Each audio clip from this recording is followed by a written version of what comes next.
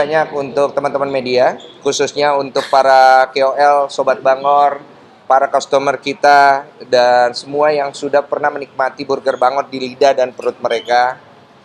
Kami tidak akan pernah sebesar ini dan tidak akan bisa sejauh ini. Kami tahu banget ini semua adalah hasil dari kolaborasi semua pihak. Manajemen yang kuat, para pecinta burger Bangor yang kritis, dan pastinya juga kebijakan-kebijakan yang kita dapat dari pemerintah. Jadi terima kasih banyak, kita full support untuk kemajuan UMKM di seluruh Indonesia, dan pastinya semoga semua bisa merasakan burger termurah UMKM lokal Indonesia secara nikmat. Thank you. Siapa yang mau mulai? Apa tuh? Apanya? Yaitu Gabriela Allen Sumargo. Jadi Gabriela itu adalah nama yang aku dapat waktu aku ada kerjaan di Itali, dan istriku sempat minta aku doain dia dan babynya masih dalam perut di salah satu gereja Dome ya kalau saya nggak salah, tuh saya lupa namanya, gereja yang udah tua lah, dan istriku pernah datang ke sana. Jadi pada saat saya berdoa itu entah kenapa ada di dalam pikiran saya nama itu muncul. Saya juga bingung karena tidak ada papan nama atau tulisan Gabriela selama saya ada di sana gitu. Tiba-tiba muncul dan saya bawa pulang kasih istri saya, dan kemudian istri saya bilang ini nama bagus loh artinya yang gitu. Saya bilang ya udah kalau mau dipakai silakan, kalau nggak mau dipakai ya sudah. Ellen itu adalah nama bapak dari istri saya Olivia, dan Sumargo adalah marga saya. Jadi namanya Gabriela Allen Sumargo gitu. Ada lagi? Jadi ayah. Gimana nih? Aku jadi bapak itu saya baru merasakan yang namanya kenapa bapak-bapak tuh suka kecapean kalau udah punya anak pertama. Jadi mau nggak mau ternyata kita harus nemenin bantu istri pada saat malam ke subuh. Karena si anak ini, bayi ini, dia tuh baru aktif di malam ke subuh. Jadi aktif banget. Jadi kadang-kadang kasihan juga sih kalau aku lihat wanita-wanita yang hamil itu, dia kan harus menyusui ya. Ini aku baru belajar nih jadinya. Dia menyusui. Nah si anak ini nggak ada yang ngejaga. Nah kalau si anak ini nggak ada yang ngejaga, kan dia harus ngejaga anak itu sembari pompa ASI. Kadang-kadang ada bayi yang nggak mau langsung minum dari ibunya punya itu ya. Nah anak saya termasuk yang nggak terlalu mau. Jadi dia maunya tuh dari botol. Jadi mesti dipompa dulu. Setelah udah dipompa, baru dia minum, dari situ dia lebih senang. Jadi pada saat malam, ya aku sempetin bantu. Mengakibatkan saya sakit kepala karena kurang tidur. Ya bentar lagi kayaknya saya migrain ini. Tapi nggak apa-apa sih, selama beberapa bulan ini saya cukup happy karena saya melihat anak saya ini menjadi penghiburan buat di keluarga gitu lah, apa ya istilahnya ya. Bawa sukacita gitu, karena kan prosesnya juga nggak gampang ya. Cukup lama, 4 tahun, akhirnya Tuhan kasih, dan kita melihat ini sebagai suatu anugerah. Sebelumnya kan bengkak nih pas lagi mau melahirkan. Ci Olive ya. Sekarang udah mulai membaik. Ini malah minder. Kenapa? Jadi Ci Olive ini kan sempet kakinya bengkak pas abis melahirkan. Terus dia tuh bingung, kok kakiku tambah bengkak, harusnya pas hamil bengkak. Ini setelah melahirkan bengkak. Terus kata dokter sih aman, karena tensi semua aman. Setelah itu akhirnya aku suruh angkat sedikit kakinya, segala macam, direndam garam dan lain-lain, akhirnya mengecil tuh akhirnya. Terus cuman nggak pedenya sekarang karena bentuk badannya dia kan melebar banget. Jadi dia ngerasa aku masih suka nggak sih ngelihat dia gitu. Biasalah kendala cewek pada saat dia habis melahirkan kan badannya agak melebar ya. Biasanya kurang confidence. Jadi suka nanya, yang aku masih enak gak sih dilihat gitu loh. Masih lah aku bilang. Tapi agak jauh ya. Nggak bercanda. Bisa melihat perjuangan Ci Olive dari selama 4 tahun ini akhirnya bisa punya baby, gimana sih perasaan lebih? Perasaannya ya, saya tuh jujur saya terharu dan bangga ngelihat bagaimana istri saya berjuang dan berkomitmen untuk punya keturunan. Karena yang paling besar perannya pada saat itu adalah istri. Istri saya tuh bagaimana dia udah, jadi gini, dia tuh keguguran 3 kali lah. Berarti 3 kali dikuret. Dikuret itu untuk wanita itu meninggalkan luka di daerah rahim. Semakin sering dikuret, rahimnya akan semakin menipis. Dan itu bisa menimbulkan penyakit dan juga permasalahan berikutnya. Dia berani ambil resiko. Makanya saya bilang seorang wanita itu ketika dia mengandung, suami harus tahu bahwa pengorbanannya besar. Jangan sampai akhirnya kita melupakan hal itu dan bersikap, ya udahlah, itu kan urusan lu. Kan hamil tuh ya kerjaan lu. Jangan kayak gitu. Karena pengorbanan dan risiko yang mereka harus jalani juga gede. Itu saya bisa lihat di Olive. Dan akhirnya membuat saya ya tanpa harus mencoba membangun image peduli, ya peduli sendiri gitu. Karena melihat pengorbanan itu. Tapi cara support si Olive seperti apa? Support saya sebenarnya nggak banyak, cukup memberikan waktu untuk istri, terutama pada saat malam. Jadi di sela-sela saya kerja, walaupun saya lagi syuting film juga nih, kadang-kadang pulangnya malam, bisa jam 9, jam 10, saya usahain, saya ada waktu dulu nih buat istri saya, tidak langsung istirahat. Jadi memang agak sakit kepala sih, jadi dia kurang tidur gitu, tapi nggak apa-apa gitu, karena istri saya juga pasti capek. Kadang-kadang dia tuh saya liatin jam, dia pasang alarm, jam jam 11 tuh dia pompa ASI. Nanti jam 12 dia tidur sebentar tuh, sejam. Dia pasang alarm sejam 2 jam, dia bangun dia pompa ASI lagi. Karena ternyata kebutuhan ASI si anak ini pada saat malam ke subuh tuh gede. Jadi saya juga nggak tega lah kalau dia sendirian. Jadi paling saya nemenin. Ya jam-jam 2 jam 3 saya tidur lah gitu. Jadi saya bisa bangun untuk kerja. Itu aja sih. Alami baby blues. Ah? Alami baby blues. Nah itu dia tuh, kita sempat ngobrolin kemarin masalah baby blues, ternyata Olive nggak ngalamin karena mungkin baby blues ini terjadi dikarenakan si suami kurang memberikan waktu sih sebenarnya. Jadi si istri ini udah keburu stres karena ngurusin bayi yang masih kecil, apalagi bayi pertama gitu, itu berat kan. Dia belum terbiasa, belum dia harus pompa ASI, bersihin popoknya, terus kalau dia nangis, itu harus dikerjakan secara bersamaan. Makanya peran daripada suami itu penting juga. Nggak harus sebesar itu, tapi dia ada di situ minimal bantu-bantu dikit itu udah bikin si istri senang. Dan itu baby bluesnya akhirnya mungkin nggak kambuh sih, nggak keluar gitu loh. Itu aja. Menurut mungkin perasaan dan kesiapan si Olive ya tanpa jadi ibu gimana? Perasaan kesiapan si Olive nih. Perasaan kesiapan ya. Aku pikir dia sangat sangat happy ya. Aku bisa ngelihat bagaimana dia coba, maksudnya gini, kami ini kan terhitungnya pasangan selebriti lah ibaratnya. Pastikan mudah buat kami, apalagi kami punya uang untuk bisa menggampangkan proses itu. Tapi Olive tidak. Dia tetap mengambil peran sebagai ibu, coba untuk memberikan ASI eksklusif terbaiknya selama beberapa bulan ke depan. Dia memilih untuk tidak bekerja. Fokus untuk memberikan ASI karena dia tahu ASI ini adalah suatu hal yang paling penting untuk si bayi. Jadi mengasihinya dia fokusin di situ. Nah, menurut saya ini komitmen yang pasti datang dari hati dia yang sangat bersukacita banget gitu loh. Ini anak tidak gampang, kita bisa dapat baru sekarang. Pastinya dia ingin memberikan yang terbaik. Cuman ada beberapa hal yang aku juga kasih masukan bahwa saya tahu ini anak, kita dapat anak gak gampang. Tapi jangan sampai akhirnya over proud ya. Jadi kayak terlalu berlebihan dalam anak ini sehingga anak ini nanti tumbuh kembangnya dia terlalu merasa diagung-agungkan. Jadi nggak bagus buat perkembangan psikologi dan mentalnya dia. Itu aja sih aku. Oh, nggak turun tangan jemur ataupun tangan Udah. seperti apa? Mandiin belum. Saya takut. Soalnya saya takut salah. Jadi bersihin popok aja sih. Jemur iya. Jadi kalau jemur saya masih bisa, gendong saya masih oke. Kalau mandi saya takut salah, soalnya anaknya cewek. Jadi pada saat saya gitu saya, waduh, cewek lagi. Gitu kan, ada ngerti kan cowok ya kan. Jadi itu aja sih. Bantu Neni atau si Olive rutinnya atau dibantu mama? Ada kita dibantu suster. Jadi kita nggak dibantu mertua atau mama saya.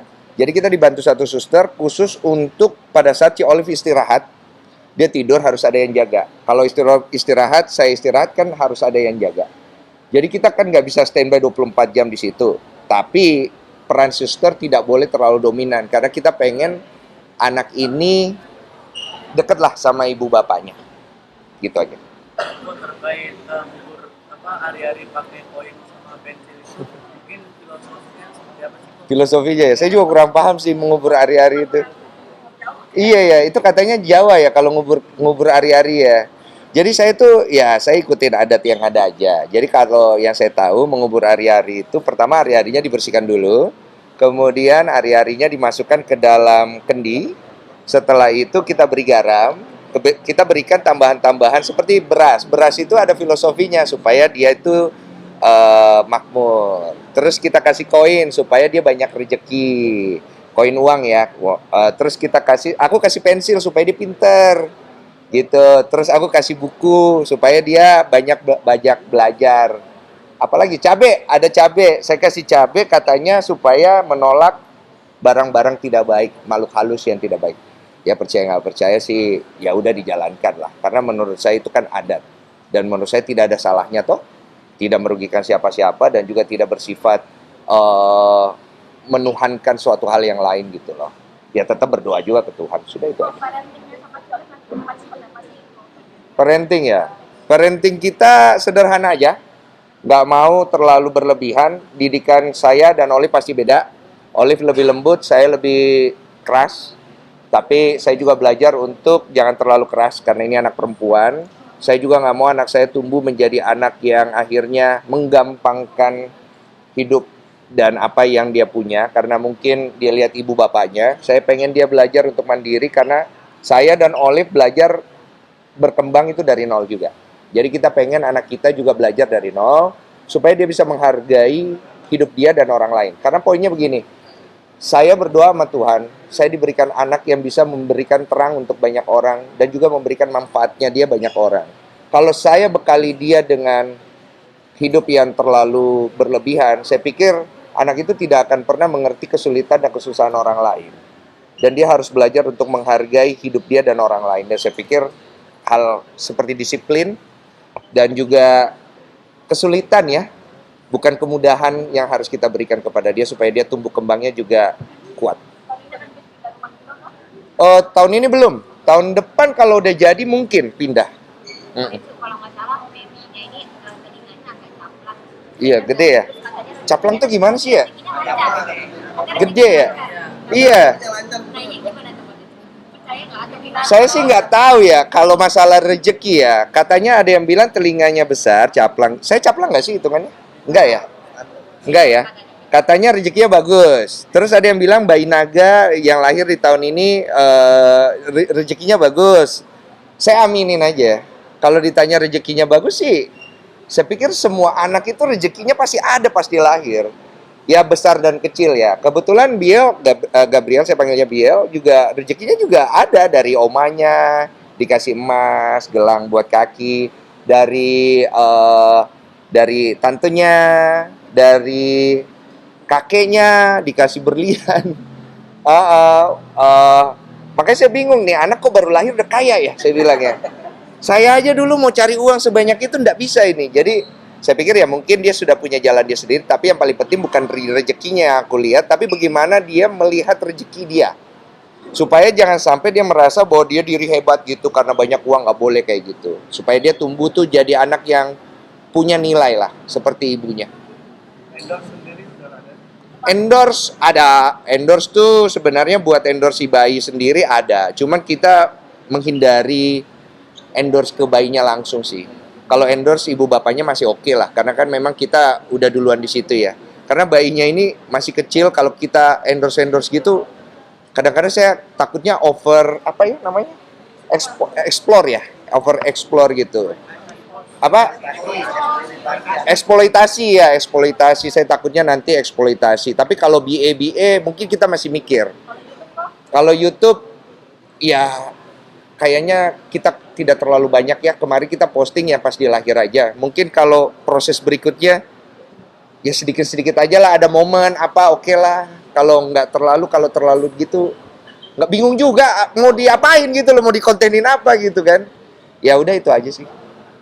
Kalau udah terakhir, kalau ada kata-kata yang bisa diungkapkan dari Olive sekolahnya sejauh ini panjang, Iya. sekarang udah siap dan lain sebagainya, boleh.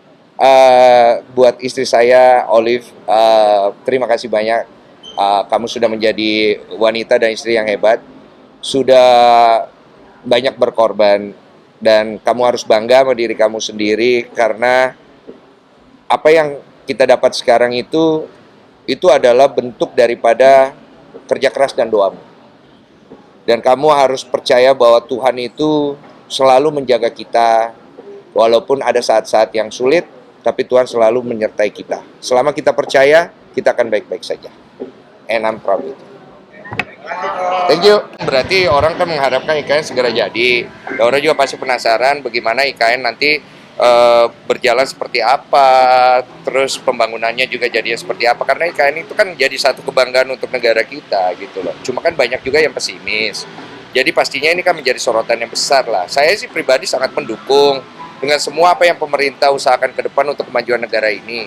Selama yang pasti jangan sampai ada lah korupsi-korupsi yang akhirnya timbul dari pembangunan IKN dan juga isu-isu negatif yang ternyata jadinya benar. Itu aja sih.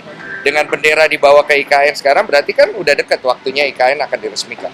Tapi kadang setuju nggak sih? Emang IKN udah kira-kira udah siap belum memang buat jadi Siap atau tidak siap saya tidak tahu. Karena pemerintah yang akan lebih tahu dan waktu yang nanti akan bicara. Cuma pastinya pemerintah harus berusaha untuk menjawab semua keraguan masyarakat. Karena itu adalah bentuk dari pemberian kepercayaan kepada masyarakat yang selama ini pemerintah harus lakukan gitu loh. Masyarakat membayar pajak, masyarakat memberikan kepercayaannya kepada apa yang mereka pilih, ya pemerintah harus membayar itu semua dalam bentuk ya kerja kerasnya, itu aja sih.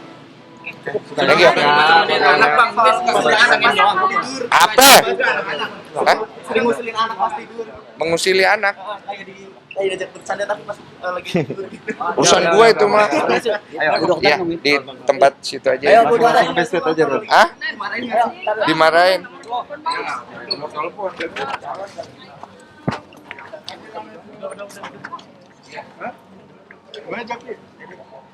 Udah, Bang. Udah. Kalau lagi ngisengin anak gitu, Bang. Apa? Udah, Kak. Mohon maaf, dimarahin. Iya, saya minta waktu sebentar, saya mau bicara, ada ibu. Kenapa? Dimarahin cilok nggak sih, Pak? Kalau lagi ngisengin ini anak itu. Diomelin sama Olive, iyalah, nggak boleh terlalu kasar gitu-gitu, karena kan masih bayi ya, nggak boleh terlalu digoncang-goncang, karena otaknya masih kecil, itu aja sih. Biasanya kalau ngisengin dimarahin aja sih, Pak. Apanya? Kalau ngisengin gitu. Iya, main-mainin aja, namanya gemes ya, kadang-kadang pengen gue makan pipinya, gitu, karena pipinya, itu tembem-tembem gitu, gemes gitu. Ya lucu aja sih, seneng lah, maksudnya punya anak sendiri. Biasanya kan ngelihat anak orang, lihat orang bahagia punya anak, sekarang kita bisa ngerasain. Dan pastinya sih, saya jadi lebih punya empati kepada orang-orang yang berjuang untuk punya anak. Karena kan kondisi sekarang ini banyak yang berjuang untuk punya baby itu sulit ya. Kita kan dikasih kemudahan lah hitungannya. Ada yang diberikan waktu yang lebih panjang sampai 10 tahun, bahkan belum dapat, ada yang dapatnya 10 tahun. Ya, saya jadi akhirnya ngerti bagaimana perjuangan wanita dan juga stigma-stigma yang mereka dapatkan dari masyarakat ketika mereka sulit untuk punya anak. Itu aja sih.